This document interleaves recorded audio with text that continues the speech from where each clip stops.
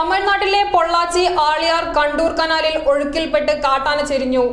Canal മുറിച്ചു കടക്കാൻ ശ്രമിക്കവെയാണ് ആന ശക്തമായ ഒഴുക്കിൽ കുടുങ്ങിയതെന്നാണ് വിവരം. നെല്ലിയാമ്പതിയിലെ പ്രിയപ്പെട്ട കൊമ്പനായ ചില്ലിക്കൊമ്പൻ ആണോ എന്നും സംശയം. പാലക്കാട് തമിഴ്നാട്ടിലെ പൊള്ളാച്ചി ആളിയാർ കണ്ടൂർ കനാലിൽ ഒഴുക്കിൽപ്പെട്ട് കാട്ടാന ചെരിഞ്ഞു. കനാൽ മുറിച്ചു കടക്കാൻ ശ്രമിക്കവെയാണ് ആന ശക്തമായ ഒഴുക്കിൽ കുടുങ്ങിയതാണെന്ന് വിവരം. നെല്ലിയാമ്പതിയിലെ പ്രിയപ്പെട്ട കാട്ടുകൊമ്പനായ ചില്ലിക്കൊമ്പൻ ആണോ എന്ന് സംശയം.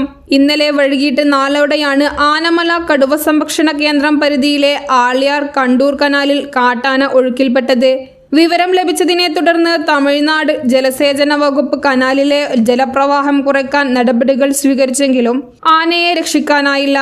പിന്നീട് വൈകിട്ട് 6:30-ഓടെയാണ് തിരുമൂർത്തി ഡാം പരിസരത്ത് കരയ്ക്കരികിൽ ആനയുടെ ജഡം കണ്ടെത്തി.